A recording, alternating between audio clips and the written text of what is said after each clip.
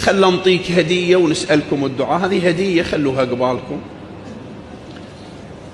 تريد تصير أعمالك مثل أعمال كل من يعمل بهذا اليوم بما فيهم صاحب الزمان؟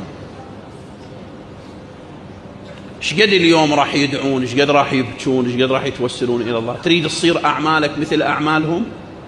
اقرأ سورة القدر بعد صلاة العصر 10 مرات. هاي رواية واردة عن الجواد، خلي أقرأها لك. يقول: من قرأ إنا أنزلناه في ليلة القدر بعد العصر 10 مرات جرت له مثل أعمال الخلائق في ذلك اليوم. لا تفوت هذا، أي صلي على محمد وآله، لا تفوت هذا العمل.